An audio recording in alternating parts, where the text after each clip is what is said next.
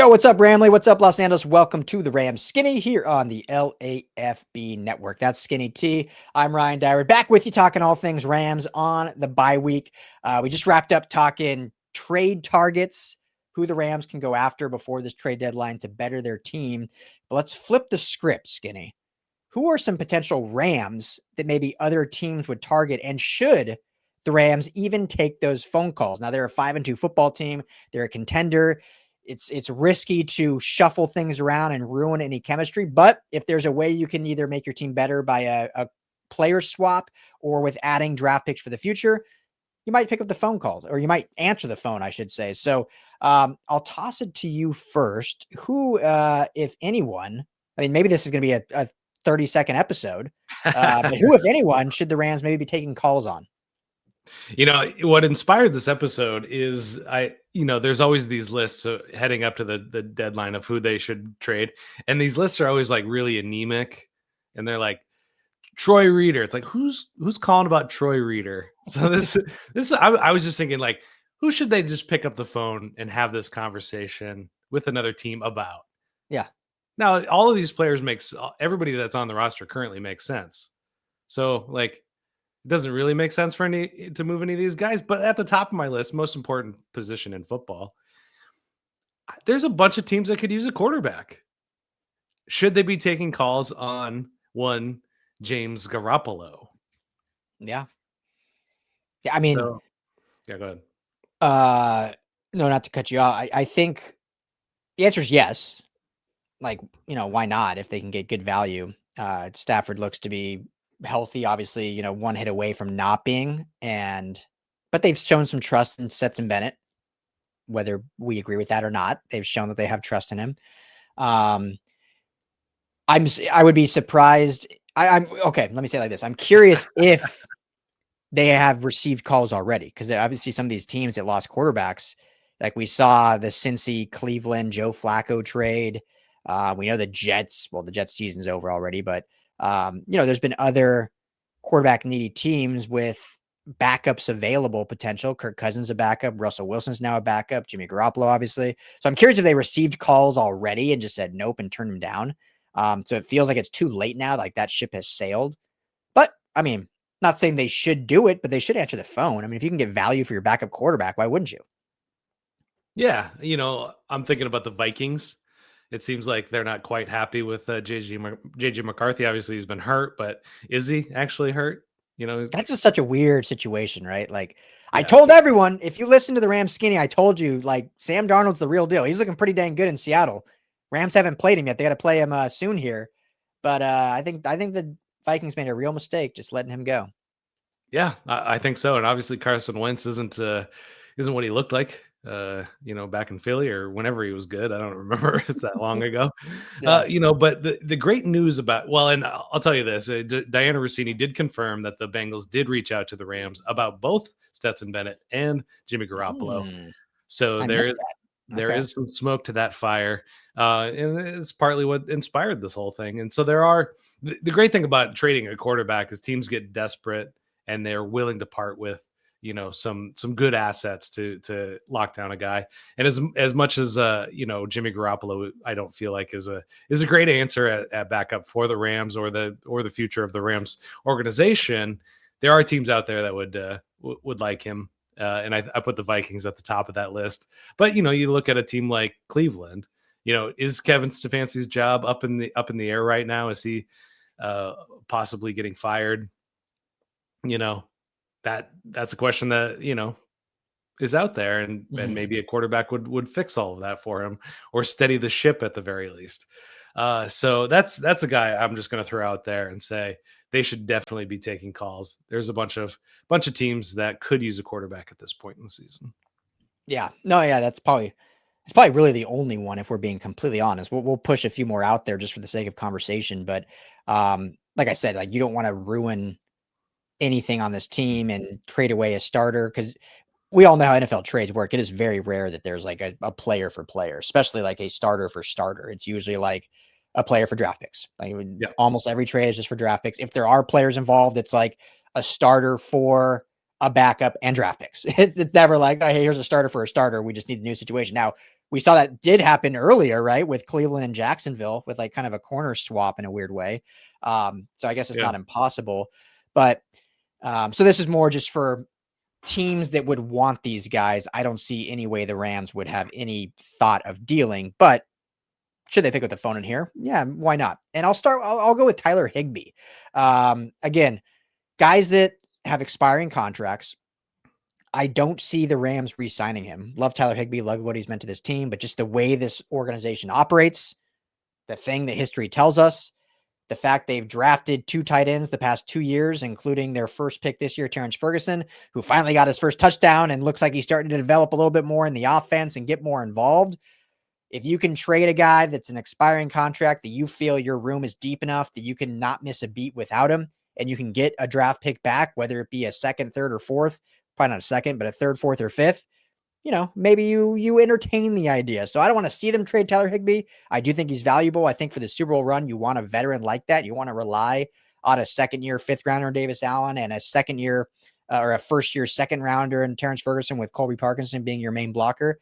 But pick up the phone. Yeah, I'd take the phone call. What say you?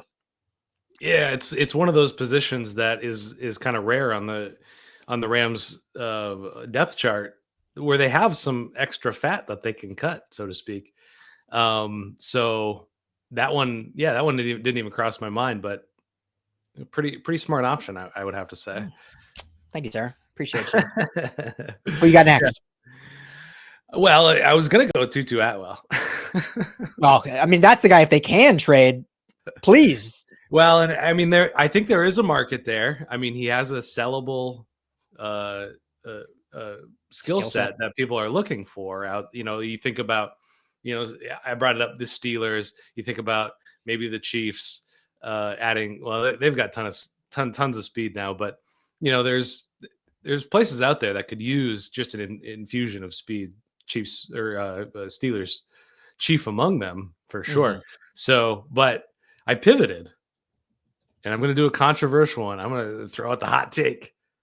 Okay. Davante Adams. Whoa. Okay.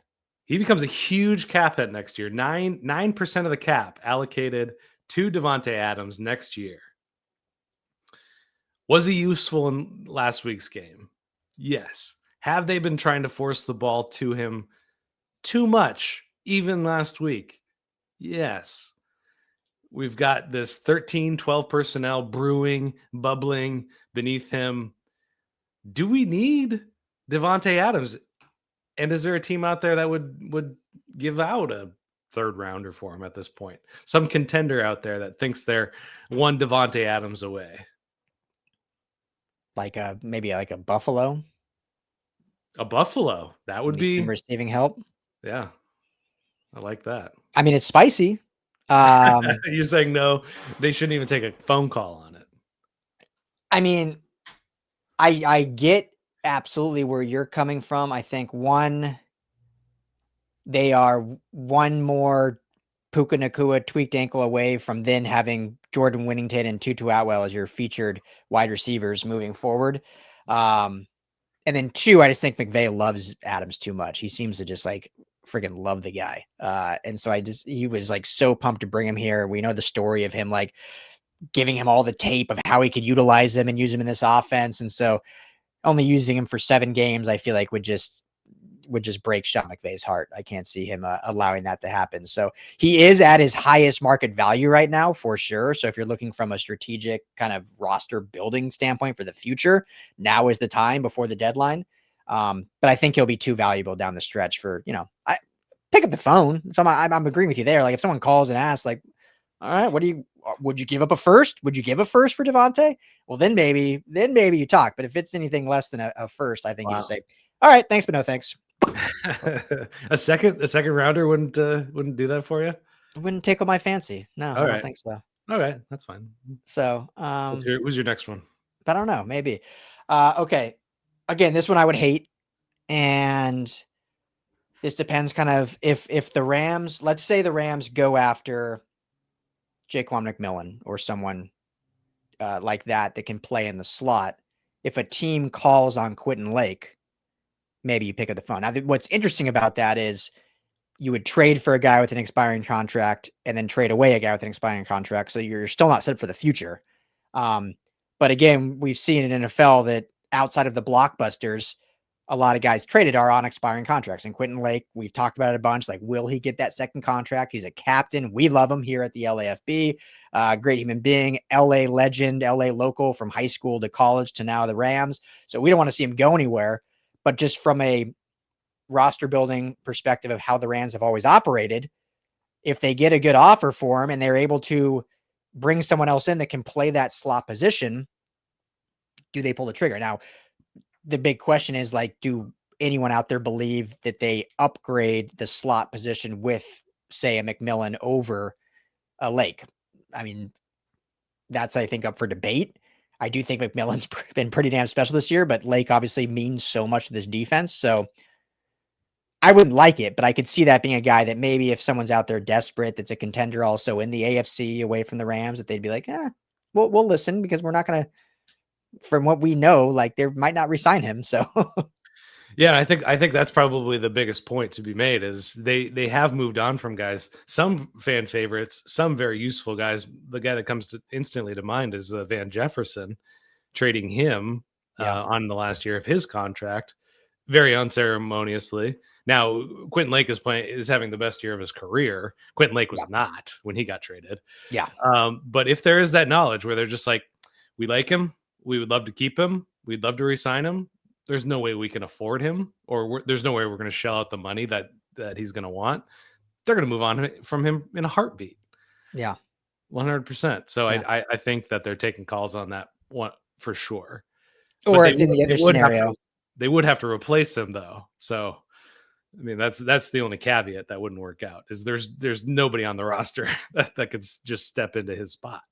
Yeah. Yeah, exactly. And that's the other caveat, like, not that he plays nickel, but if they went all in, push their chips in and got Sauce Gardner, then it would almost like force them to, not force them, but like they if they want something back for Lake, because then they for sure probably would not be re-signing him if they're taking on a contract that's $30 million a year in the secondary. They're not going to add another one that's 13, 14 million a year, which Lake might command. So interesting. You got anyone else? Yeah, I've got two more. I don't know if this will work for you. I'm gonna stick with the spiciest one on my list. Period. Hands down. Nobody's gonna like this off the top. I think it actually makes the most sense based on what they can give back. I might know where you're going, but go for it. Byron Young. I knew you were gonna say that. Yep. Not that I don't love him. Not that he's not tied or number 2 for sacks in the league right now. And just so everyone knows, this is all just spicy takes on the bye week. This is not what we think they should do. So yeah, no, okay. So they're stacked on the defensive line. Yep. And they're going to have to pay all of those guys. At least 2 of them are going to get big contracts. Whether that's Kobe Turner, it's going to be, I mean, Jared Verse is going to get a huge contract, obviously. Kobe Turner, I think, should also get a big contract. Braden Fiske. If you're talking about the pecking order, Braden Fiske or Byron Young, one of them probably won't get a big contract. And Byron Young has the highest value right now. Yep. So, obviously they're not going to talk to the 49ers, but the 49ers are decimated on defense. Yep. Like, they're going to part with a first round pick, I bet, in before the trade deadline for a defender. There's every team can use an edge, and there's a bunch of guys licking their chops exactly for a guy like Byron Young. Would the Dallas Cowboys, drop a first for Byron Young? They've been calling the Raiders apparently for Max Crosby after they just traded Micah Parsons. They could save a little money, save a little draft capital, go after Byron Young. I'd take that call. Yeah, I mean, yeah, exactly. I think it's an absolute valid point. It would be, let me say this, if he was this was his final year of his deal, it would actually make a lot of sense, because you got Josiah Stewart, who's already rising up as an edge rusher. They just drafted this year to Michigan. He's already looking like this guy could be a real force. Right now it's great because he's just a depth piece and he can come in and spell and not forced to play that many snaps because he's just in there for a resting Byron Young. So if it was on the last year of his deal, I would totally see it. This does happen more in the NFL than people might think. And because everything you just said, Skin, you can't pay everyone. I mean, look at the Broncos. They traded Baron Browning, who was one of their high draft picks at Ohio State. He was a really decorated pass rusher. And, obviously they have one guy over there who's an elite guy, and then they've had some like undrafted guys really step up. And so they traded Baron Browning to the Arizona Cardinals. A lot of people were surprised by that, but it's just like, we're not going to be able to pay him. He was like on the end of his deal.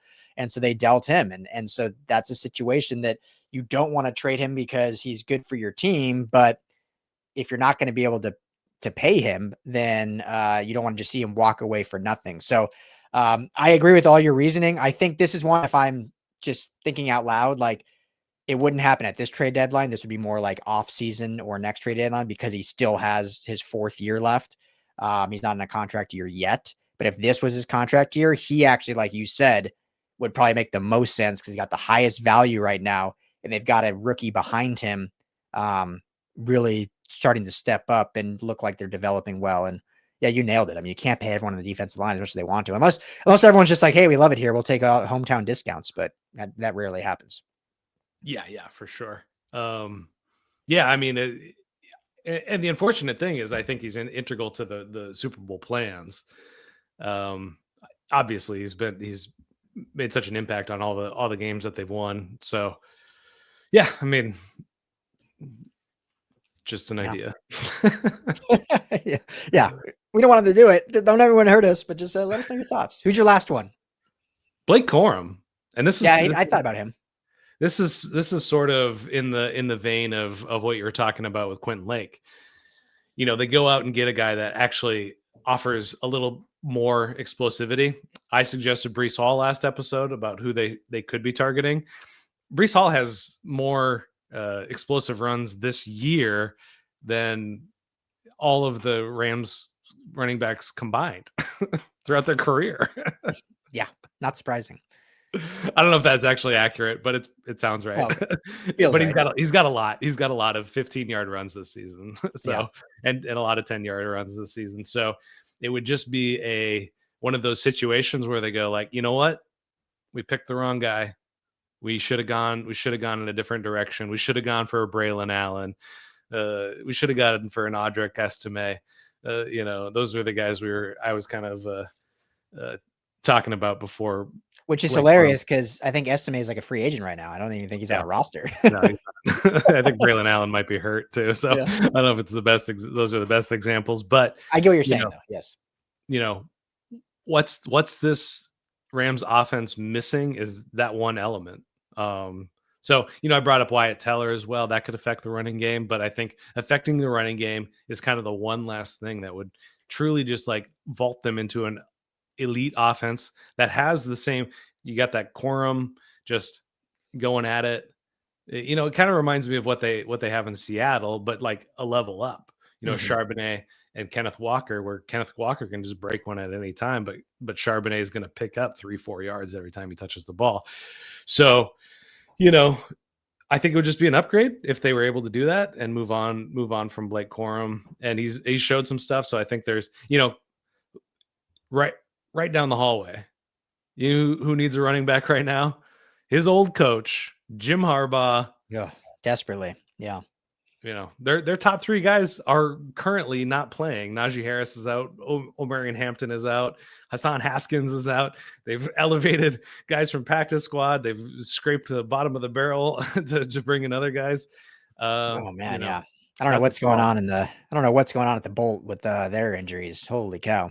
Yeah, but another guy that I would hate to see go. But I think an upgrade at that position could really revolutionize the offense. So yeah, for sure. And he's on a rookie deal, so easier to deal out for those that aren't going to take a big contract. So interesting stuff. Well, make sure to comment your guys' thoughts. Obviously, neither of us believe, I think the Rams should really be heavily trying to trade anyone, but if they want to go out and trade, they could, package some guys that help shell off some cap and fill spots for who they would bring back in. So interesting stuff. Trade deadline.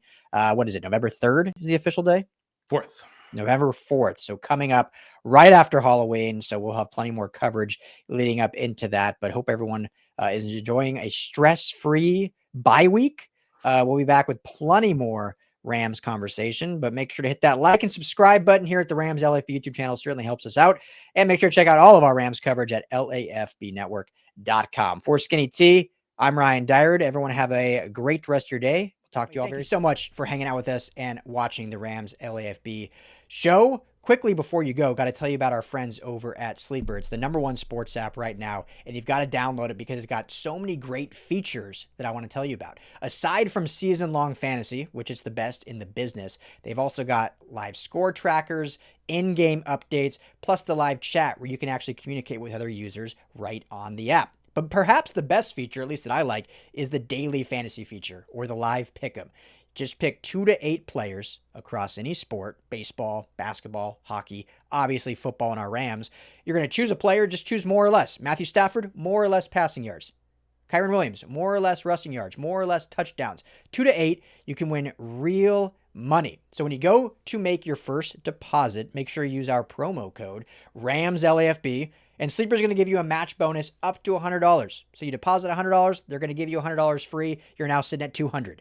You put in $10, they're going to match you $10. You're now sitting at $20. But on top of that, right now, Sleeper is offering all new user signups a $20 free entry, no deposit required. Go sign up. You're automatically invested $20 straight from Sleeper. But you can stack that offer with that match bonus offer to add more money. Just make sure to use that promo code RAMS. LAFB. Go check out Sleeper. Download it today. Tell them the guys at the Rams LAFB sent you. And as always, Ramley, thank you so much for making us a part of your day.